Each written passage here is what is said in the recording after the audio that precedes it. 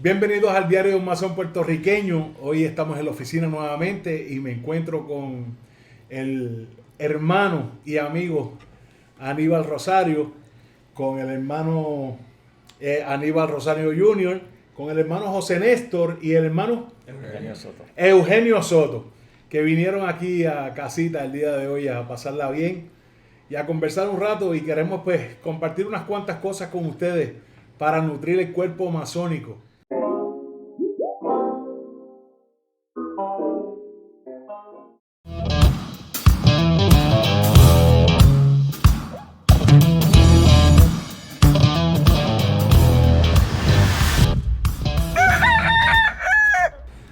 Buenas tardes a todos mis queridos hermanos y Josirán, gracias por permitirnos estar en tu casa nuevamente, ¿verdad?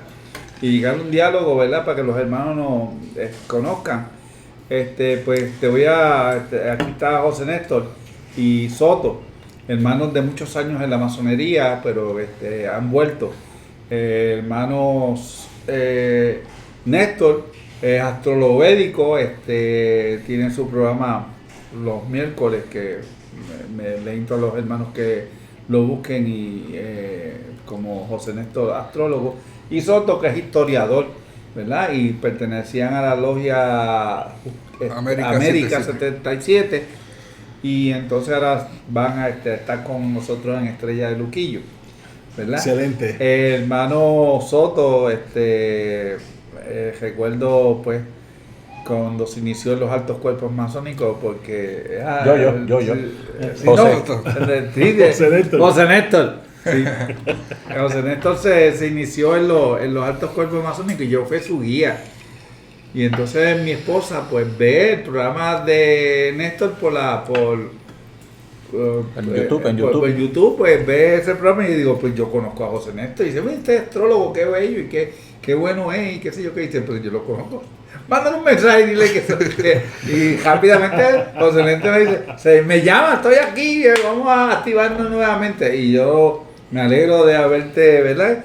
Escuchado y que está con nosotros nuevamente, y me gustaría hacerle que él se exprese ahora. Bueno, yo pienso que, y muchas gracias, Seirán, por habernos invitado. Gracias a ti por llegar a mi casa, hermano. Esto es una maravilla aquí, de verdad. Y lo que estás haciendo también. Gracias. Bueno, mira, yo pienso que muchos de nosotros hemos dejado a un lado el contexto en el cual las fraternidades ocultas o secretas se dieron, y el por qué. Okay. Y el por qué. Porque todo masón o toda persona que entre a una logia masónica puede observar que hay una serie de medidas de seguridad y protección que se toman al comienzo y al finalizar una reunión o una tenida. Bien, pero tenemos que entender por qué eso es así. En una de nuestras tertulias allá en la casa de Aníbal y con los hermanos, hablábamos lo siguiente: la visión que la ciencia moderna y la religión nos ha planteado de la historia o el desarrollo de la humanidad, o incluso el desarrollo del universo, es lineal. Hay un comienzo con un Big Bang y va a haber un fin con un proceso de reabsorción del universo, lo que dicen los cosmólogos modernos. Va a llegar el momento en que el proceso de expansión del universo, que no sabemos si tiene límites, eso es otra de las polémicas de los cosmólogos, la cantidad de energía desarrollada tanto por la materia visible como la materia invisible o la antimateria, va a llegar el momento en que va a frenar el proceso de expansión universal. Y debería comenzar un proceso de contracción. Pero hasta ahí llegó. O sea que una vez ocurra eso, se acabó el show. Pero así no pensaban las escuelas filosóficas antiguas de las cuales nosotros somos hijos. Okay. Sino que todas las antiguas tradiciones plantean un proceso cíclico que se desarrolla dentro de un marco de tiempo y espacio, ¿verdad? No puede haber un desarrollo evolutivo si no se da dentro de un marco del tiempo y el espacio. Si el desarrollo ha sido cíclico, significa que las humanidades han pasado, como decía la teoría platónica, por distintas etapas, desde sociedades más iluminadas a sociedades menos iluminadas. Desde una edad de oro a una edad de hierro, ¿verdad? Ahora bien, ¿qué pasa? Que de acuerdo con las mismas teorías que se enseñaban en las escuelas y en los misterios, la humanidad entró en una era de oscuridad. Y esa era de oscuridad se calcula aproximadamente, de acuerdo con los datos platónicos, en unos 20.000 años. Cuando comienza este proceso de oscuridad, se dan tres factores. Un decrecimiento gradual de la moralidad. Ya. Un decrecimiento gradual de la inteligencia humana. ¿Ok? En donde poco a poco la inteligencia humana fue decreciendo. De la memoria. Por eso es que nosotros ahora nos maravillamos cuando vemos una persona que tiene una memoria privilegiada. Perdimos memoria. Okay. Pero también, debido a las características de la era, se comenzó a imponer los principios religiosos por la espada. Esa era degenerada se nutre filosóficamente de la esclavitud. Y es por eso por lo cual nosotros podemos observar en los desarrollos históricos, incluso lo que pasó en Mesopotamia, cómo los pueblos se metían en otros pueblos, tomaban esclavos, porque es la estructura filosófica. En este momento seguimos siendo esclavos de dos cadenas: el dogma religioso y la economía. Ahora bien, pero la práctica religiosa de esta era degenerada es el culto al becerro de oro, mi querido. Y como a usted le encanta Moisés, ¿verdad? Pues no se ha dejado de adorar al becerro de oro. Porque en este momento son las instituciones financieras y es el capital lo que determina el valor de un ser humano. Ya. No el intelecto, Ni la calidad moral. Ni la calidad moral. Ok. Comenzó un proceso de persecución de toda aquella tendencia filosófica que atentara contra dos poderes que sometieron y siguen sometiendo a la humanidad en este momento. En ese momento las monarquías y las instituciones religiosas. ¿Y qué hicieron las instituciones religiosas? Comenzaron a perseguir a todo aquello que pudiera o cuestionarlas o a través del análisis crítico atentar contra su hegemonía. ¿Me van siguiendo, verdad? Sí. Por eso es que no le queda más remedio a los sabios del pasado que congregarse secretamente. Y lo hicieron primero en las escuelas de los misterios en los distintos países del mundo. Fuese en el Lejano Oriente, fuese en el Medio Oriente o fuese en Europa.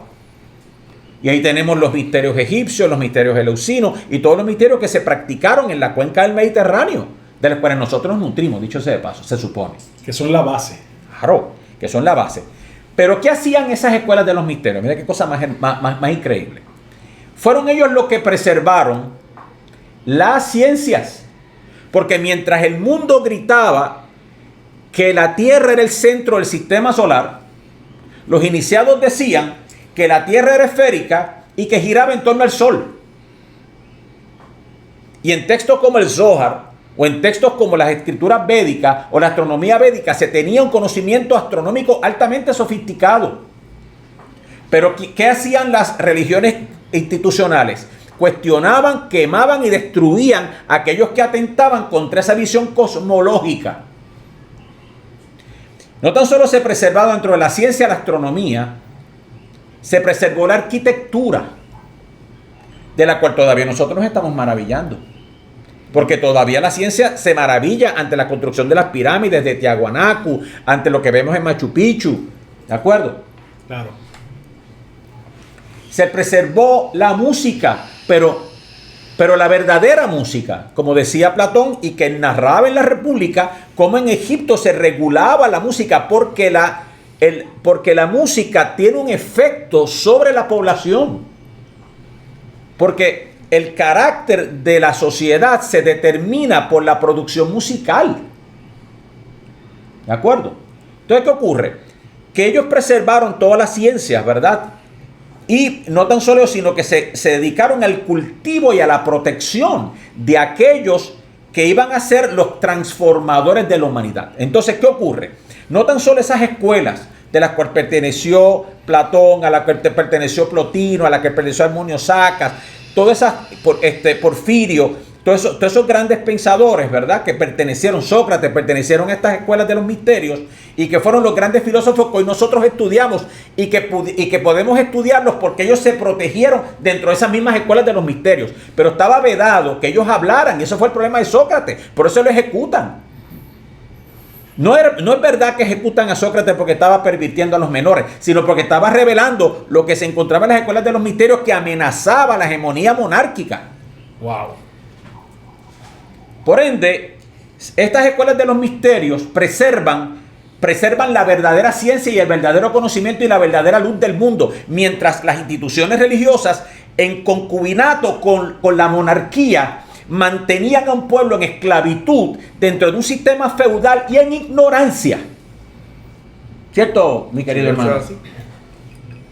O sea que no estoy tan lejos de la realidad de lo que te comenté ahorita, de que el que sigue el nombre de una religión es controlado por alguien. Ajá, claro. Entonces, ¿qué ocurre? Así es que se mantenían estos núcleos de intelectuales manteniendo un juramento de secreto y de silencio para protegerse, donde era el caldo de cultivo, donde estos intelectuales salían en una forma vedada a alimentar el mundo. Ahora bien, según las escuelas de los misterios fueron desapareciendo porque los emperadores las fueron barriendo, etcétera, etcétera, comenzaron a crearse en Europa una serie de fraternidades u órdenes ocultas con el mismo propósito. Pero distintas órdenes se encargaban de distintos departamentos para preservar o para intentar regresar a la humanidad a un estado de libertad, de libre pensamiento y de respeto a los derechos humanos. ¿Me va entendiendo, querido? Te voy entendiendo y me voy fascinando con la que historia. el masón es libre pensador y aquí veces que quieren imponer a unas doctrinas y unas cuestiones. Claro. Que el masón es un libre pensador. Entonces, por ejemplo, claro, entonces, ¿qué ocurre? Por ejemplo, ahí tú tienes el caso de órdenes como los albigenses, como los cátaros. Ahí tú tienes órdenes como, por ejemplo, fueron las órdenes rosacruces, los paracelsianos, que fueron donde hacían ciencia. Por ejemplo, le debemos a Paracelso el descubrimiento del oxígeno. Entonces, ¿qué ocurre? Que cuando dentro de ese caldo de cultivo, debido a que los grandes maestros sabían que esta era iba a ir cayendo poco a poco, comienza un proceso transicional poco a poco, donde estos grandes maestros, que eran los que utilizaban estas organizaciones, tanto las escuelas de los misterios como las órdenes de iniciación, las utilizaban como instrumentos de cambio. Entonces, ¿qué ocurre? Que llegado el momento, sabían que había que hacer una transición de estructuras monárquicas de gobierno a modelos republicanos de gobierno. Por ende, comienza un movimiento desde el siglo XVI para comenzar a intentar una transformación pacífica y una negociación con la iglesia. De monarquía a Estados republicanos. Estados republicanos. Claro. Entonces comenzaron una negociación con la iglesia, sobre todo para que la iglesia disolviera los brazos de represión. Y esos brazos de represión tienen nombre y apellido. La orden de los dominicos y la orden jesuita, que se dedicó a penetrar dentro de las escuelas de iniciación para asesinar a los líderes. Que de hecho, si no me equivoco, la orden de los caballeros de Colón son jesuitas. No son jesuitas, pero tienen unos juramentos Violentos. Demasiado violentos. Ahora bien, entonces, ¿qué ocurre? Lo interesante del caso es que gracias a instituciones y a escuelas, por ejemplo, a órdenes ocultas o órdenes que ocultas por lo que estoy explicando, que comienza un proceso de movimiento interno para hacer cambios sociales. ¿Por qué? Porque el plan de la nueva era que había de venir ya estaba diseñado. Y ese plan de la era que iba a venir es lo que se representa en el libro de las revelaciones como la Nueva Jerusalén. Ok. Entonces, ¿qué ocurre? A través de la simbología de estas escuelas, a través de la simbología de los Rosacruces del siglo XVI, XVII, a través de la simbología masónica con todos distintos ritos, a través de eso, no tan solo se guardaba el conocimiento científico de las épocas antiguas, porque como estábamos explicando en nuestras últimas reuniones, ¿verdad? Cómo es que en los templos masónicos se puede ver dentro de la misma simbología todo lo que yo estoy hablando. Entonces, lo importante de esto es que la masonería se convirtió en un mecanismo de cambio y transformación a través del cual se fueron liberando a los pueblos. Porque todos nosotros sabemos, como se ha discutido en estas reuniones, que los grandes próceres, no tan solo del Caribe, sino de América Latina, fueron todos masones, porque dentro de la privacidad y dentro de la discreción que daban las escuelas, estas escuelas de los misterios, permitía que los procesos se planificaran y se llevaran a cabo con el mínimo de riesgo. Y de hecho la masonería se conoce como una escuela iniciática. Que es una escuela iniciática. Es una escuela iniciática. Así es. Entonces, lo importante del caso es que ahora muchas de estas cosas han perdido sentido porque era lo que estábamos hablando hace un rato, porque muchos de estos procesos que se ven dentro de la logia, que son los remanentes, es el recuerdo precisamente de esa privacidad que se tenía que tener, de ese cuidado que se tenía que tener para preservar la vida de nuestros hermanos, para preservar el conocimiento y para preservar la documentación, porque sabemos muy bien cuántas veces se quemó la biblioteca de Alejandría. Sabemos que la biblioteca de Ashurbanipal, que tenía 3.000 cilindros escritos, una de las bibliotecas de astrología, de astronomía y de todas estas disciplinas, fueron destruidas. Pero fueron destruidas a propósito. ¿Para qué? Para hacernos olvidar. Claro. Entonces vemos en los monumentos, como en el caso de la Gran Pirámide, como en el caso de todas estas construcciones que podemos observar en Mesoamérica, en Suramérica, vemos el alto nivel de conocimiento arquitectónico, pero no tan solo eso, sino que conocimiento científico, astronómico, aplicado en un proceso de construcción donde todos los secretos están guardados, porque sabemos que la misma Gran Pirámide tiene la distancia o implica a través de los sistemas de medición la distancia de la Tierra al Sol, la circunferencia de la Tierra, el radio de la Tierra, lo que en ese momento era el punto central, lo cual requeriría un conocimiento superlativo de todas las disciplinas versus lo que estaba afuera. Entonces, la importancia de la masonería es que nosotros somos los herederos de esto. Somos los herederos de esas escuelas antiguas, pero también de su conocimiento. Y desgraciadamente, muchos masones no se han dedicado a explorar la riqueza del conocimiento, que es lo que nosotros queremos hacer ahora con la ayuda de Aníbal, con la ayuda de Junior, contigo. Lo que queremos es que la gente entienda que la mayoría de los masones están sentados encima de una mina de oro que no han descubierto, y una mina que es capaz de transformar el mundo y transformarlos a ellos. Claro, como propósito principal. Como propósito principal. Porque Que no es la filantropía.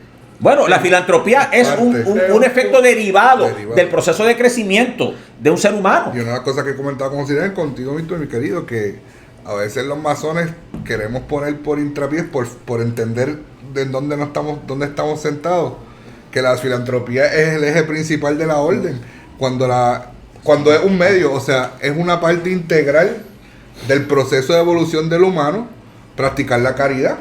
Claro. Y eso no debe ser una finalidad, Eso sino debe es ser una algo obligación, es algo que debe más allá de nacer del ser humano. más allá de una obligación, es parte de nuestro diario vivir. Ayudar. Sí, debe ser algo que nace innato. Pero, y nos hemos dedicado a abrir y cerrarlo y no buscar los verdaderos misterios que ocultan, como tú estabas hablando, José Néstor, los verdaderos simbolismos que hay dentro de la masonería y los poderes que esos símbolos tienen. Y como le conversábamos, que muchas veces la finalidad de las logias hoy en día es no, que hay que salir de las cuatro paredes, pues si No, todavía pero ni siquiera para- podemos entender lo que hay dentro de ¿Para las qué, cuatro, ¿verdad? ¿Para qué vas a salir de las cuatro paredes a hacer qué con quién si todavía no te conoces a ti mismo? Claro, mira, en la reunión del pasado jueves, ¿verdad? Aquí Junior pues estaba oficiando, ¿verdad? Como venerable maestro. Yo explicaba cómo el mero hecho de entrar a una logia y de uno exponerse a la simbología que se encuentra en el templo establece un proceso de transformación interior sin que te des cuenta. ¿Por qué? Porque la psicología junguiana demostró que la humanidad tiene una serie de simbología arquetípica con la que incluso nosotros soñamos. Okay. Y cuando tú te expones a los arquetipos, el arquetipo inmediatamente resuena con tus propios procesos psicológicos. Pero no tan solo eso, sino que cada figura geométrica va a despertar en ti un tipo de proceso interior, lo cual sabían muy bien los egipcios y los griegos y todos estos grandes maestros de la arquitectura. Sabían que tú entrar a un edificio que tiene ciertas características arquitectónicas vibra contigo. ¿Por qué?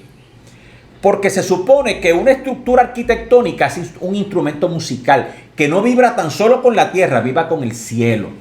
Okay. Y el que habita dentro de esa estructura arquitectónica va eventualmente a establecer un proceso de cambio y transformación. Y te pregunto, ¿qué activa la resonancia? Lo que pasa es que nosotros somos resonadores electromagnéticos. Okay. Bueno, yo quiero contarles una experiencia, ¿verdad? Antes que siga con eso, José Néstor.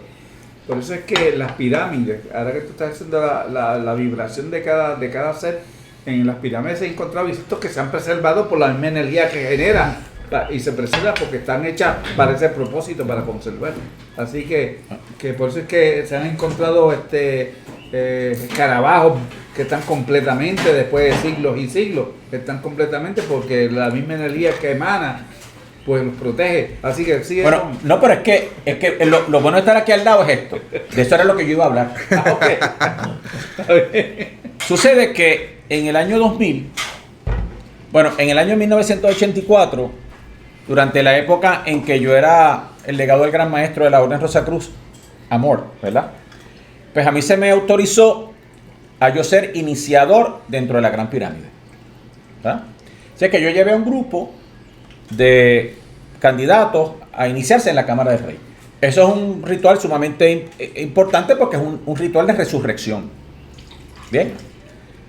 Lo interesante es que todas las personas que estuvieron en ese proceso allí, y claro, como ya tú no te puedes acostar, pues lo que hicimos fue, curiosamente, compramos unos cartuchos de escarabajo, los pusimos en el sepulcro. Cuando las personas bajaron de la pirámide, eran otras personas. No por la iniciación, sino por la estructura. Ahora bien, en el año 2000 yo regreso con otro grupo. La primera noche que llegamos al Cairo, que precisamente íbamos a hacer el recorrido del Éxodo, íbamos a salir del Cairo, atravesar el Mar Rojo, dormir en el Sinaí, subir al Sinaí, entrar a Jordania, ir al Monte Nebo y entrar por la Galilea. ¿Ok? Bueno, entonces llegamos al Cairo y llega un profesor universitario de una universidad aquí, no voy a mencionarlo, me llama y me dice, mira, José, yo estoy aquí porque mi esposa me pidió que yo la acompañara, pero yo soy una persona completamente escéptica. Mi mentalidad es completamente analítica. Yo respeto esto. O sea, no quiero que entiendas que yo no tengo un respeto por lo que tú estás haciendo, por lo que se va a hacer aquí, pues porque yo lo respeto. No lo comparto, pero lo respeto. Y yo voy a hacer el camino con ustedes abiertamente. Llegamos al Cairo, hicimos el recorrido primero pues por distintos templos, ¿verdad? Y hicimos un recorrido por distintos templos, llegamos al templo de Ptah, el dios Ptah, que es el dios, una de las manifestaciones del dios creador, y cuando salimos el tipo me dijo, mira, yo no sé qué es lo que está pasando aquí, pero yo sentí una cosa como rara. Yo le digo, no, pues, tú sabes, pues, entramos a la pirámide, el tipo entró, estuvimos meditando dentro de la pirámide un rato, le di una pequeña charla dentro de la pirámide, y nos fuimos al Sinaí. Oiga esto, mi querido hermano. La noche que llegamos al Sinaí, lo que tú haces cuando tú llegas al Sinaí es que tú cenas y a las 2 de la mañana se comienza el ascenso para que tú estés a las 6 de la mañana en el pico. ¿Ok? ¿A qué hora comienza? A las 2 de la mañana. Están 4 horas subiendo. Subiendo. Tú puedes subir a pie o en camello. ¿Verdad? Los beduinos te suben, tú sabes. Bueno. El asunto es que antes de que todo el grupo subiera, al pie del Sinaí yo los acosté. Les pedí que miraran al cielo, hicimos un ejercicio. Curiosamente estábamos protegidos por miembros del ejército egipcio, ¿verdad? Que protegen sus turistas, ¿verdad? Sí, sí. Y terminamos el ejercicio. Cuando yo voy caminando fuera de la montaña, yo oigo que vienen aquellos pasos corriendo y cuando miro para atrás era el hombre que se me cuelga al cuello y me dice, esto es más grande que yo, esto es más grande que yo estoy roto, ahora yo creo, esto es más grande que yo, porque las fuerzas telúricas de esa zona fueron capaces de romper su resistencia intelectual. ¿Y cómo se dio cuenta? Él dice que era una energía que lo sobrecogía y lo llenaba como de amor. Gozo. Pero ahora te voy a decir cuál es el secreto del Sinaí. La altura del Sinaí y el nombre propiamente dicha es la clave de los ciclos lunares. Entonces, porque cuando tú entras al desierto del Sinaí, hay un montón de montañas, probablemente, pero ¿por qué esa? Por las características electromagnéticas que tiene. Ahí hay un pequeño monasterio que es el monasterio de Santa Catarina. Y eso es una experiencia que ojalá algún día los hermanos masones podamos tener todos juntos, ¿verdad? Porque tratando de hacer una actividad. Entonces, ¿qué pasa? Que lo interesante del caso es que por algo eso se escoge. Claro. Entonces, estos maestros constructores, o sea, nuestros pasados maestros masones, que eran los constructores, sabían que habían puntos sobre la tierra, de la misma forma que en la acupuntura el cuerpo humano tiene puntos y tiene canales de energía que conectan esos puntos por debajo, las famosas líneas ley, que corren por encima de la tierra, pero corren subterráneamente. Ellos sabían en qué punto ellos iban a construir un templo, pero en qué dimensiones, desde el punto de vista geométrico, lo iban a construir y en qué momentos astronómicos para que se convirtiera en un resonador. La mera entrada del candidato al templo, allí iba a comenzar un proceso. Pero aún así, aun cuando nuestros templos no están construidos dentro de esos parámetros, el proceso es transformador. Que los templos masónicos de hoy, bueno, se supone que cualquier templo, porque las dimensiones para los templos están escritas. Sí, sí. Entonces, pero no todas están también construidas. en adición de que en el monte de Sinaí hay también otros puntos energéticos en diferentes partes del mundo. Señor. Sí, señor. Que se interconectan. Que se interconectan. Exactamente. Bueno, no tan solo el monte de Sinaí, por eso es que crean la pirámide en México. Pero de eso sí, Bueno, México, y Perú, todo que está un montón de partes. Mira, Indonesia. puntos energéticos. Evan Wentz, que fue uno de los grandes orientalistas de la Universidad de Oxford, escribió un libro sobre las montañas sagradas del mundo. Cómo están todas interconectadas. Y también estaban interconectadas porque recuerden que había otra cosa. O sea, en el proceso de preservación de este conocimiento, los iniciados, o sea, nuestros padres y madres en la iniciación se reunían en cavernas. porque no nos podemos desligar de ese pasado y ese es el problema. Claro. O sea, para mí la masonería no comenzó en el siglo XV o en el siglo XVI. Se pudo haber reorganizado de la forma moderna. No, esto se pierde en la noche de los tiempos. Pero desgraciadamente nosotros pensamos, y los historiadores de la masonería comienzan tal vez desde algunos hasta desde el siglo XIV, desde el siglo XV. No, se organizó en la forma actual de esa manera. Pero esto se pierde en la noche de los tiempos, hermano. Pero el pensamiento y los criterios son Bueno, cuando los tiempos. Madame Blavatsky dice que la masonería es el punto de casi Claro, es como reconoce. nombrar a ese equilibrio de pensamientos masonería. Sí. Desde que el ser humano comenzó a darle forma y a organizar todos los pensamientos para hacer alguna estructura, y eso se llamara masonería. Bueno, No, yo le estaba diciendo aquí a Junior que en la página 656 de Moral y Dogma, Ajá. que explica el grado del caballero Rosacruz, dice don Albert Pike que el primer legislador masón fue el Buda. Eso es verdad. Ya, mire, sigue con la cuestión del Sinaí. A ver. Entonces, Está bien, está interesante eso. Sí. entonces, y Buda fue 600 años antes de Cristo, pero él fue uno de los 25 Budas de esta era. Y entonces, ¿cuándo comenzó esto? Entonces, lo interesante es que Se pudiera llevar a Adán y a Eva. lo que pasa es que sabemos que eso es elemento mítico, ¿verdad? Exacto. Sabemos que esos son elementos míticos.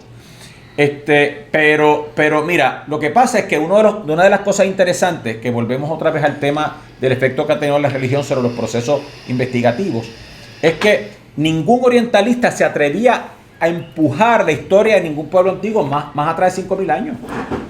Exacto. Para que tú tengas una idea, en el horóscopo, en el zodiaco de Dendera, en Egipto, se registran 3 procesos de precesión de los equinoccios que ocurren cada 25.800 años. O sea que ese zodiaco tiene no menos de 75.000 años. Y hablando de los equinoccios, nosotros celebramos el solsticio, ¿sabemos para qué? ¿Cuál es el propósito? Bueno, por ahora tienen un astrólogo.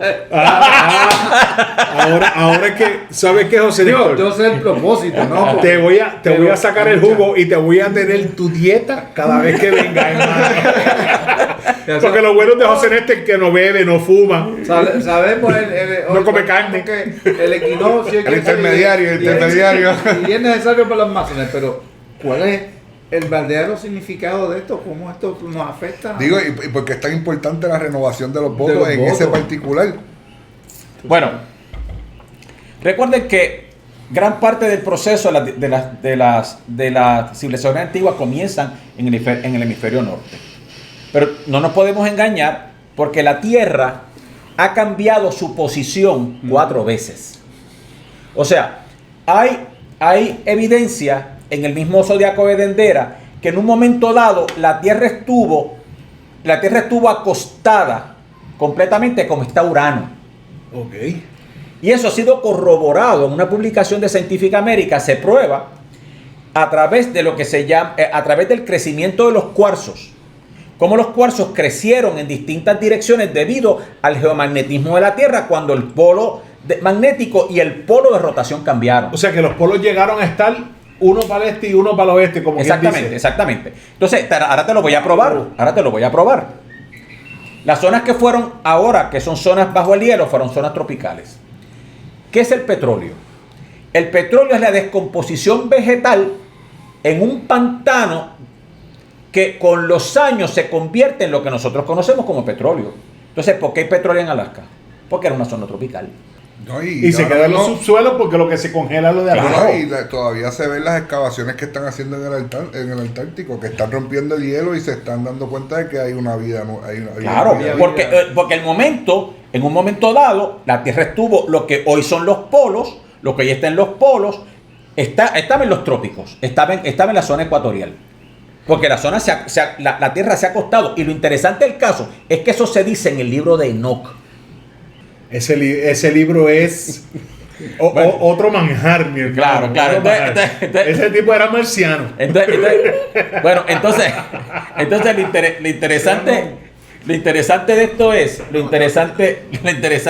es que si la Tierra ha cambiado 4 veces de posición, lo cual fue registrado por los antiguos, pues entonces, obviamente, los solsticios y los equinoccios ocurrían en distintos tiempos. Por ejemplo, en el zodiaco de Dendera se explica cuando en lo que para nosotros hoy es el solsticio de verano era cuando ocurría el invierno. Bueno, ahí tú tienes, porque cuando el solsticio de nuestro verano en Argentina es el de invierno. Claro, así es. Exacto. Bueno, ahora vamos a explicar, si ustedes quieren, por qué la importancia del solsticio. Ay, mi hermano, qué banquete. Bueno. El mito de Hiram Abiff es un mito solar. Ok. O sea, y me perdonan, ¿verdad? Los que se puedan sentir ofendidos con lo que yo voy a decir, pero Hiram Abiff y el Cristo son 2 imágenes solares. Donde el sol nace, tiene su esplendor y muere. Por traición. Ok. Por traición.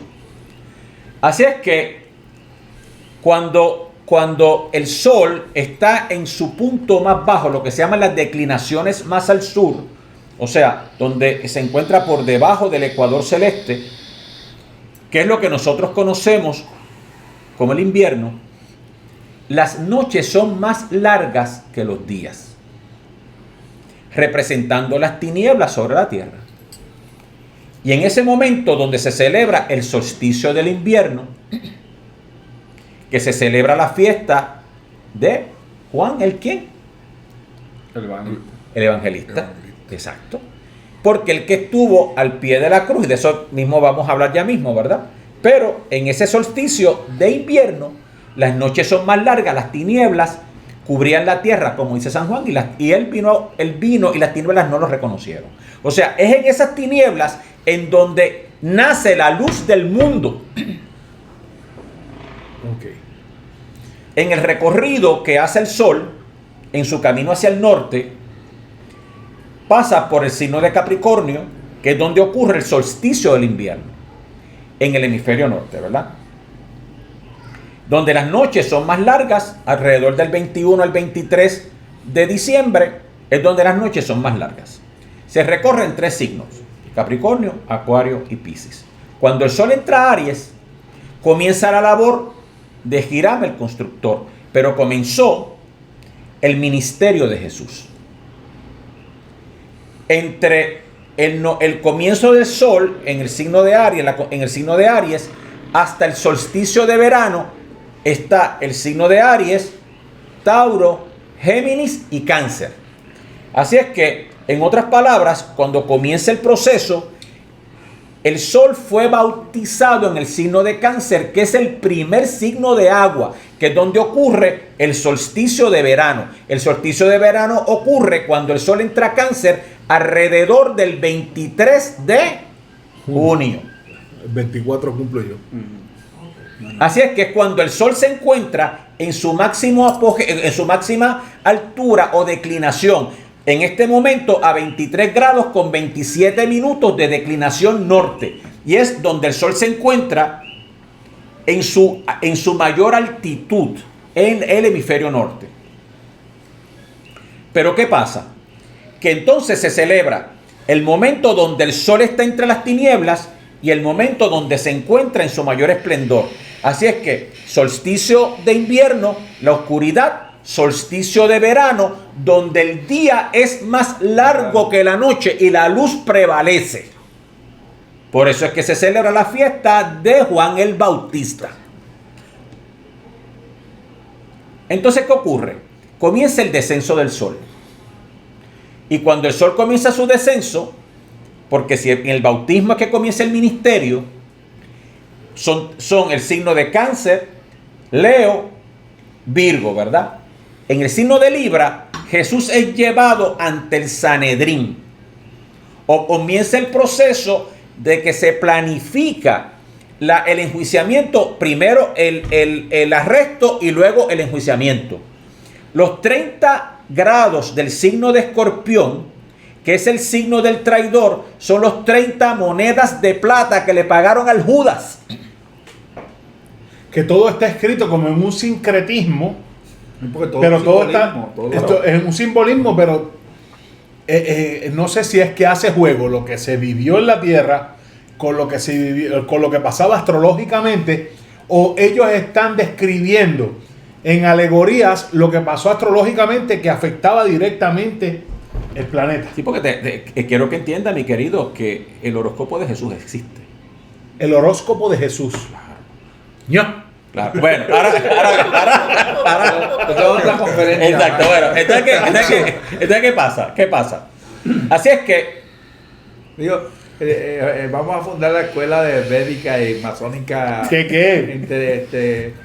Del hermano. Vamos a reparar lo que estén ahí bonito, que ahí que vamos a hacer todo eso, ¿viste? No, ya olvídate, está bueno, hecho. entonces, ¿qué pasa? Sí, Entonces, ¿qué pasa? Que ocurre el proceso de la traición, el signo de Escorpión, y cuando el sol llega al signo de Capricornio, llega al Gólgota.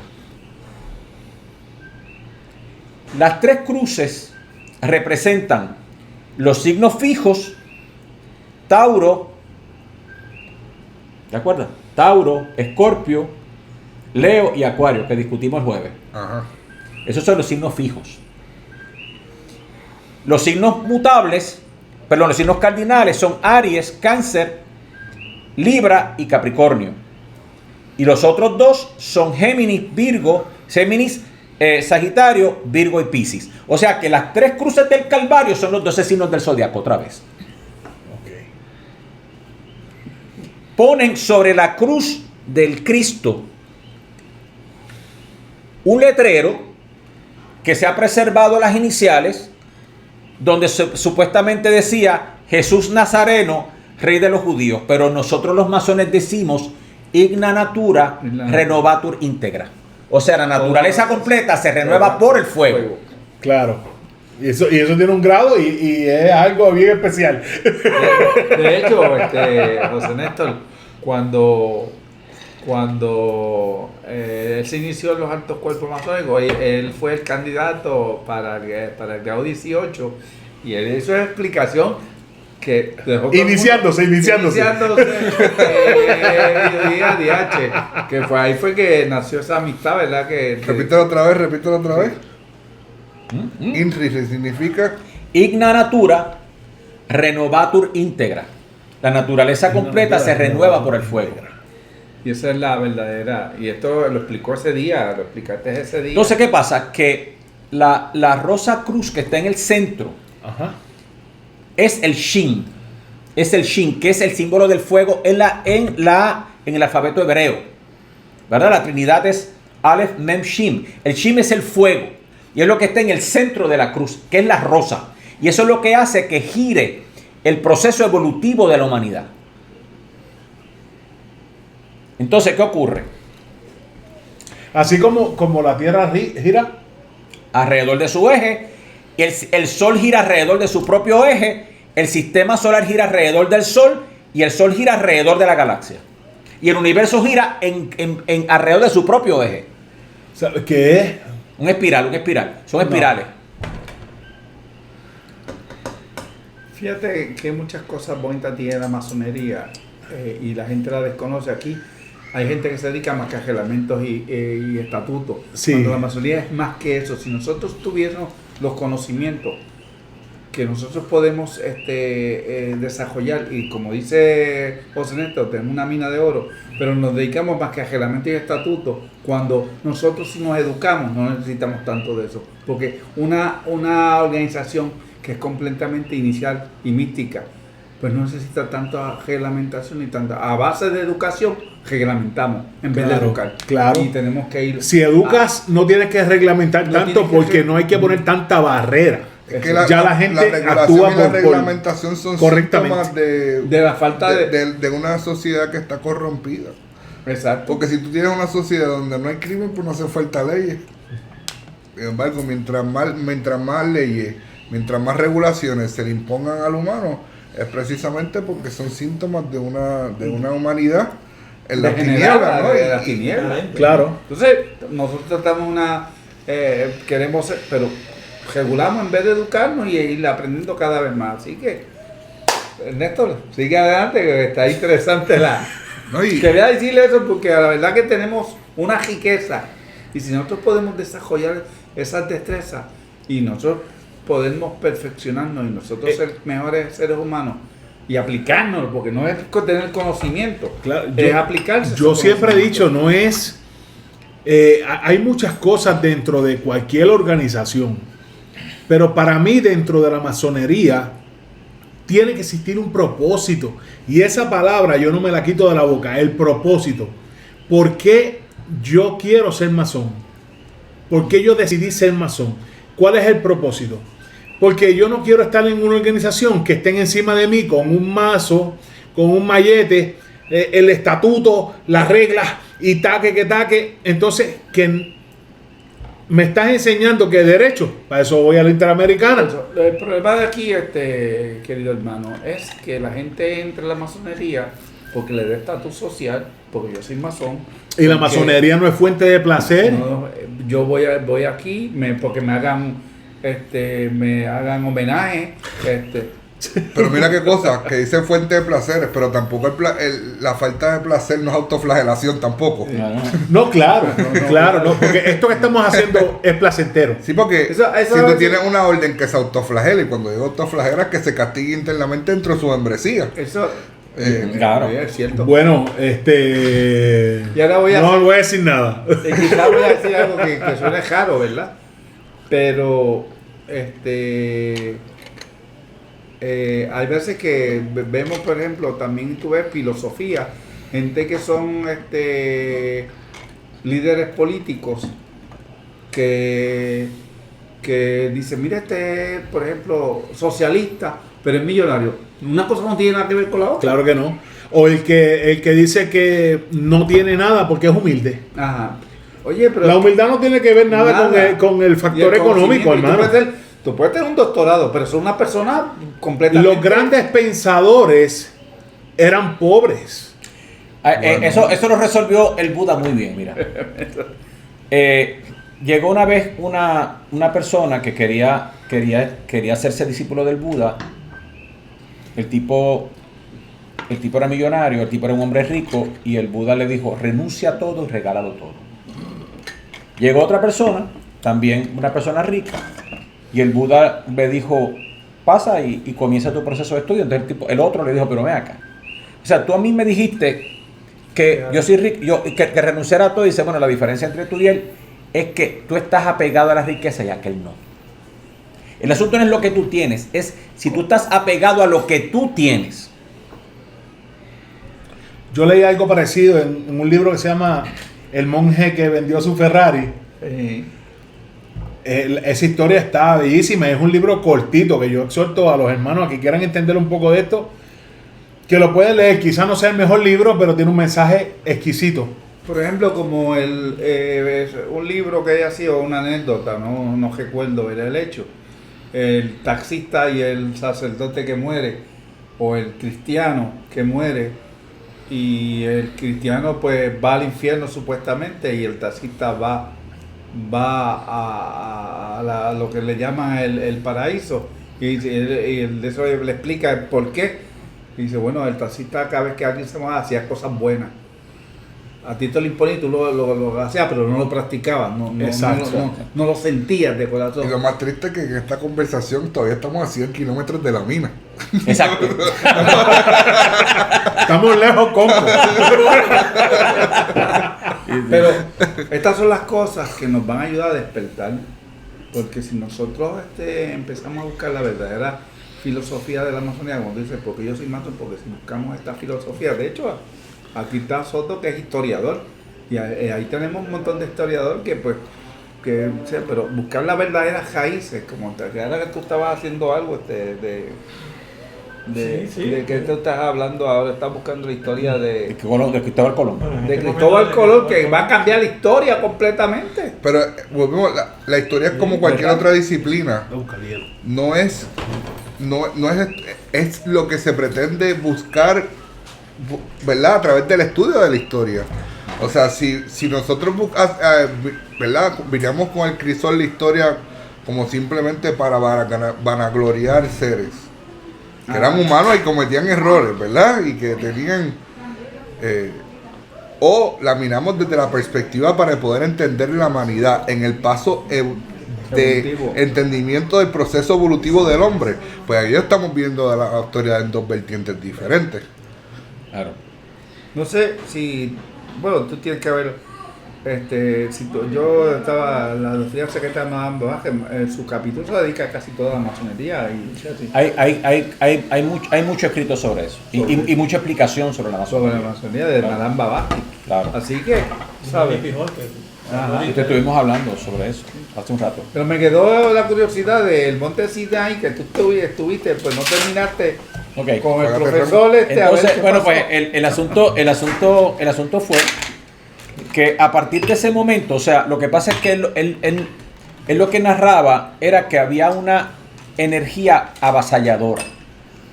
O sea, que aun cuando él tratara de racionalizar o de detener la experiencia, no podía. Yo quiero compartirles esto, o sea, Claro. a lo largo de todos los años donde yo he llevado a estudiantes a viajar a distintas de estos lugares de poder o lugares iniciáticos, ¿verdad?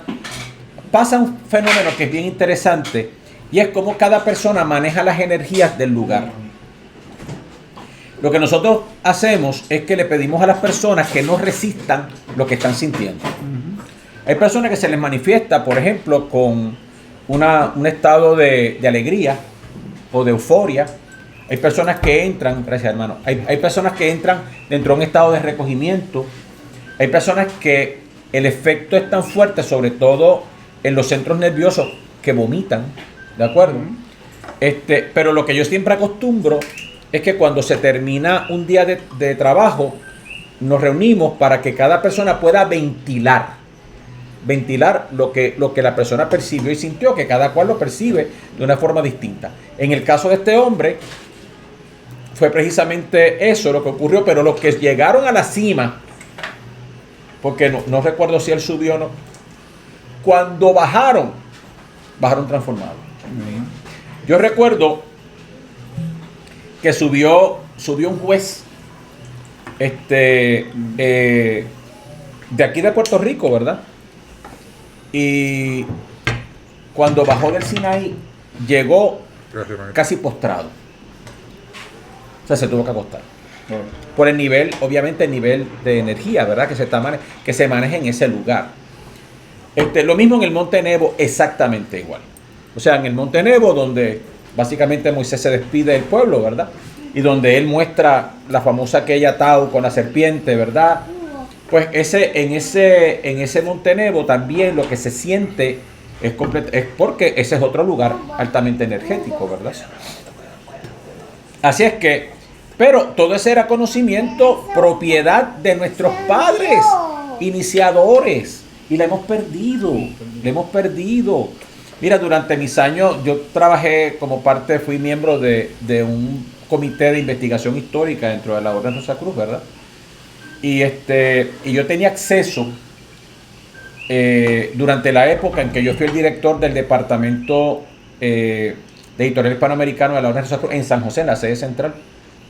Yo tenía acceso a una bóveda secreta donde se encontraban todos los textos originales del siglo XV, XVI y XVII, en donde tú agarrabas una página, por ejemplo, de John Haydon, ¿verdad? Que fue un alquimista. Tú mirabas la página en contraluz y estaban en las marcas de agua las claves para interpretar el texto.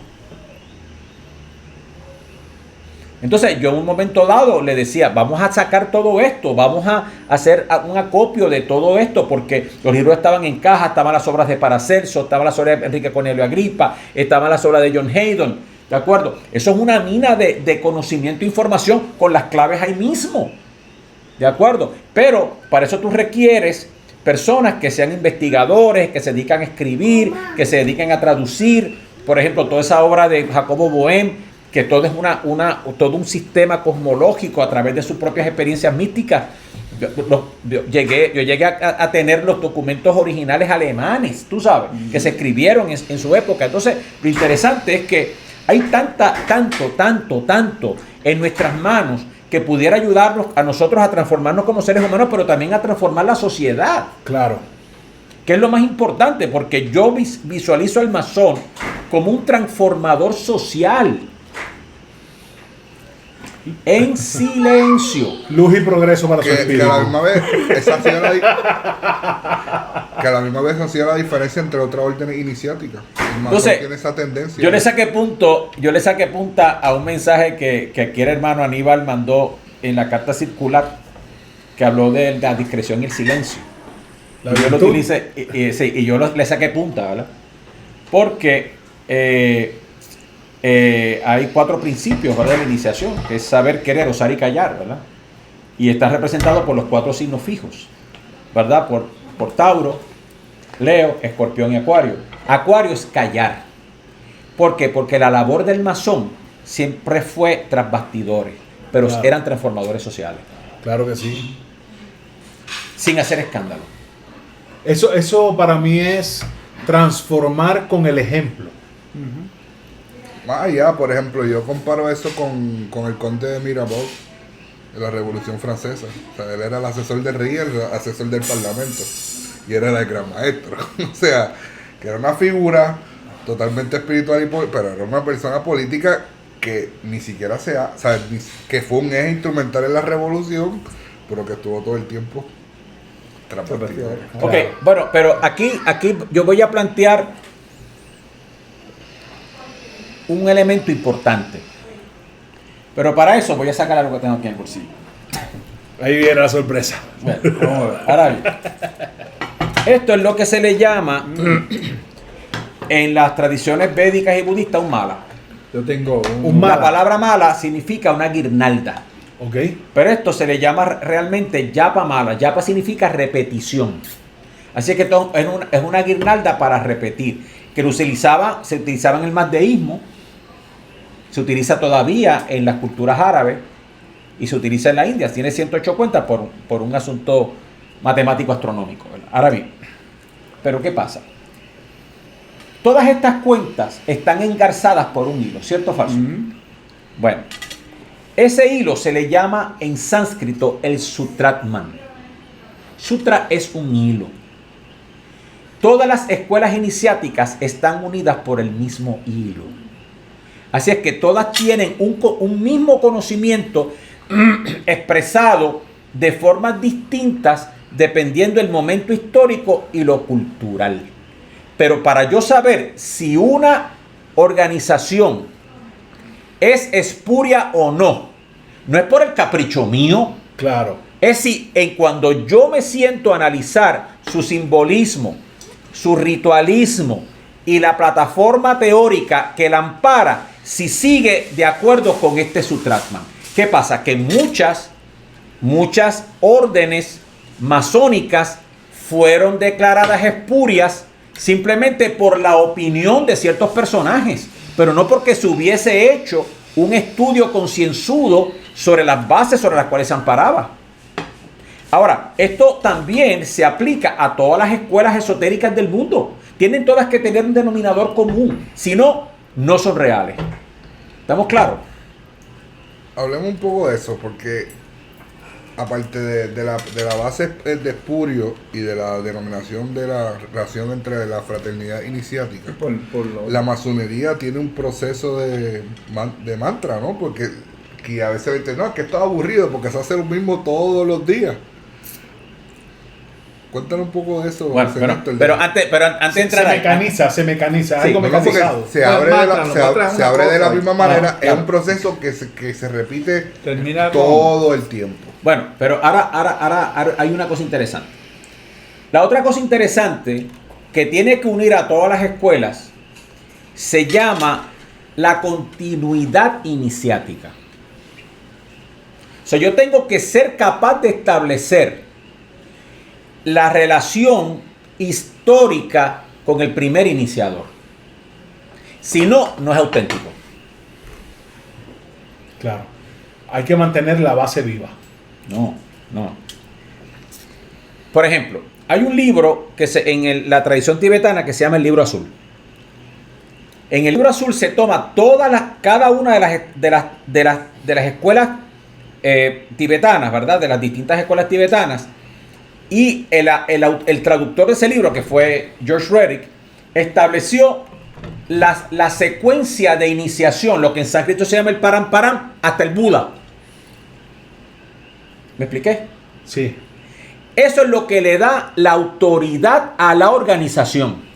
Que haya una continuidad, lo que se llama una línea iniciática. Porque yo puedo venir ahora, inventarme una orden masónica, o un rito masónico, y es de mi propia inspiración. Pero ¿quién me inició a mí en ese rito? Yo tengo que tener detrás de mí una línea. Algo que lo sustente. Un bagaje. Sí, tengo que tener una sucesión discipular. Un linaje. Un linaje, sí, perdóname, un linaje. Como sucedió Lo mismo pasa en la santería. Con Freud, sucedió con Platón y Claro, Sócrates. claro. Tiene que tener un Entonces, tiene que haber un hilo desde cuál fue el primer organizador de la masonería, y tiene que haber una secuencia. Cuando se rompe el hilo, la organización pierde poder. Te voy a explicar por qué. Si yo agarro un grupo de imanes, ¿verdad? Y pongo uno encima del otro, uno encima del otro, uno encima del otro, esos imanes van aumentando y multiplicando su fuerza. Ese es el primer secreto de la cadena iniciática. Ok. Por ejemplo, yo soy Reiki Master, ¿verdad? Yo vengo de un linaje, y cuando tú te inicias, tú dices, mira, y te dan todo. Claro, todos igual los que maestros, nosotros en la santería te dan tenemos todos los casa maestros, de todos santos, los maestros la que pimienta. miren que la tradición que viene desde Bueno, y este estuvimos linaje. hablando de los linajes budistas Claro. hace poco, ¿verdad? Claro, Hace- claro. Antes de que comenzáramos Claro. a grabar. Entonces, ¿qué ocurre? Así es que la línea iniciática es una línea de poder que se invoca. Por ejemplo, nosotros, dentro del budismo tibetano, nosotros invocamos nuestro linaje. Nosotros invocamos la bendición del linaje. Por ejemplo, Soto me acompañó en el 1917 con un grupo, en el 2017, perdón, cuando María, con un grupo de mis estudiantes fuimos a la India. Estuvimos en una ceremonia, o sea, en un sacrificio de fuego. El representante del linaje los bendijo a todos ellos, o sea, les dio la bendición del linaje, porque esa es la sumatoria del poder y las realizaciones de los maestros en la cadena. ¿Entendió? Claro. Bien interesante. Sí, no. Entonces, pero por otro lado, ese es el otro secreto de la cadena que rodea el templo. Ya, ¿seré? El linaje. Esa es simbología, mi hermano. Full. El linaje. El linaje que tenemos. Entonces, Que se debe proteger a toda costa. claro, porque, mira, por Más ejemplo, importante. yo me voy a permitir decir esto, ¿verdad? Pero por la venia de mis hermanos del otro lado. Bueno, sucede que una de mis funciones dentro de la Orden Rosacruz es que yo era el representante del Gran Maestro, pero yo tenía poderes iniciáticos, ¿verdad? Claro. Pero dentro de la Orden Rosacruz hay una orden, asimismo como la masonería protegió a los Rosacruces y los Rosacruces protegieron a los masones, por eso es que se crea el grado del Caballero Rosacruz, ¿verdad? En honor a esa relación unívoca que hubo en un momento dado, ¿verdad? Pero hay una orden paramasónica de carácter teúrgico y mágico que se llama la Orden Martinista Tradicional. Y la Orden Martinista Tradicional fue creada por un español que se llamó Martínez de Pascuales, que era un teurgo y mago español. Y ese teurgo tuvo dos discípulos, uno que se llamó Luis Claudio de San Martín y el otro se llama Juan Guillermo, que uno siguió el camino mágico teúrgico y el otro un camino más místico, que fue Luis Claudio de San Martín, por eso se llama la Orden Martinista. Pero es una orden donde el arreglo del templo es igual que un templo masónico. Lo que pasa es que se hacen procesos teúrgicos, o sea, se invocan poderes. ¿Me expliqué? Bueno, ahora bien, yo era iniciador también de la Orden Martinista. Éramos dos iniciadores que viajábamos por el mundo, un señor que se llama Raymond Bernard, desde Francia, y yo desde las Américas. El asunto es que nos damos cuenta por un proceso de investigación. En la Orden Martinista hay 3 grados. que para tú poder iniciar, tú tienes que tener el 4º grado. Y yo no lo tenía. Por ende, todas las iniciaciones que yo di no eran válidas. Porque yo no tenía en ese momento la bendición del linaje. Ok. ¿Me expliqué? Entonces hubo que reiniciar a todo el mundo otra vez. Una vez, entonces lo que tuvimos que hacer fue tomar el 4º grado para entonces poder reiniciar a todo el mundo. Para que estuviéramos en regla. Me has dado cuenta de una cosa, tu grado de humildad. No, ¿qué? Muchacho, no. Este hombre. Porque iniciaste y dijiste, mira, me equivoqué. No, me lo dieron para atrás porque no tenía ese. Eso te da, te demuestra la majestuosidad de este individuo. Muchachos, la charla está bien chulería, pero el tiempo del video en YouTube se va a extender demasiado y la gente se cansa. Sí. Esto va a continuar. Yo Hacer una segunda parte. casi no me veo, pero estoy aquí. Yo sé que va a continuar. Yo me voy a encargar de tener para complacer a mis hermanos siempre en la casa, y yo sé que ellos no vienen con ningún tipo de interés, pero a mí me gusta ser anfitrión. Y me gustaría que esto se continuara, ¿verdad? Porque en estos otros días di una charla a toda Latinoamérica, ¿verdad? Sí, yo estuve. Ajá, sobre el simbolismo Y masónico. hubo gente que se quedó con las ganas, pero que decían, por favor, no corte. Claro. Sí, Es que ahí- volvemos, estamos a 100 kilómetros. O sea, Así que no podemos condensar sigue. en una hora Nada, 30, yo 40 años de estudio. le quiero dar las gracias al que llegó hasta el final de este video. Le voy a pedir encarecidamente que se suscriban al canal, que nos den un like si les gustó, dislike si no les gustó, que lo compartan, porque es importante compartirlo, porque este conocimiento no sale todos los días, hermano. Mire, y si tienen alguna pregunta, que la escriban para después Claro, traerse pueden a escribir en la Néstor. caja de comentarios todas las preguntas que tengan, y Y eso para el va a ser próximo tema de programa. conversación para el próximo programa, claro que sí. Y ahora quiero dejar con la palabra a mi hermano José Néstor, para que luego él se la pase a nuestro queridísimo hermano Aníbal Rosario, que aunque esto es algo meramente informal, pero de mucho conocimiento, pero siempre existe esta línea de respeto entre masones, y pues queremos, ¿verdad? Yo deseo que él tenga Y la que sigue última siendo palabra. el gran maestro, porque es el único masón que en todo momento mantiene su título. Es para mí mi padre amado, el caballo de Troya. José Néstor, unas palabras para despedir Bueno, el programa. tanto Eugenio como yo, ¿verdad? Eugenio Soto como yo, al llamado de nuestro hermano, el gran maestro, ¿verdad? Acudimos inmediatamente, porque yo entiendo que ha llegado el momento de revivir la masonería y darle el sentido y la profundidad filosófica que se merece y que tiene y que posee. Así es que nosotros estamos en una posición incondicional, no tan solo pues con la Gran Logia aquí en Puerto Rico, sino con todos los hermanos masones en cualquier parte del mundo. Yo creo que este es el momento de tocar la campana y de despertar a todos aquellos que están dormidos, para que enfrenten y para que disfruten y para que puedan penetrar en los grandes misterios masónicos inexplorados durante mucho tiempo por muchas personas. Así que yo te agradezco muchísimo, hermanito, que nos hayas recibido aquí y sobre todo a nuestro hermano que me haya invitado. Gracias a ti. Hermano Aníbal Rosario, unas palabras para finalizar. Bueno, No. el Junior. En palabras simples, despierten que la revolución empezó. le damos las gracias a José Irán también por habernos recibido nuevamente en tu casa. A Néstor, mi agradecimiento, que al llamado siempre está disponible. Y le digo a los hermanos que hagan preguntas y que lo inviten. El hermano tiene muchas conferencias, tiene mucho que dar. Yo creo que no le puedo decir todos los títulos que tiene actualmente sobre cuestiones esotéricas y védicas y astrología, ¿verdad? Pero sí le podemos decir que es tremendo hermano masón y quiere hacer mucho por la masonería y descubrir lo que está por muchos años guardado en la masonería, que solo los masones pueden descubrir. Y basado en lo que nos está ahí, le damos las gracias a todos también por acompañarnos pero queremos historiador, ¿verdad? Está haciendo una historia ahí nueva. Ese No, es que- lo tengo en remojo porque No, él viene que- para ahí, para la silla caliente. Estamos hablando porque hay unas cosas históricas que queremos investigar.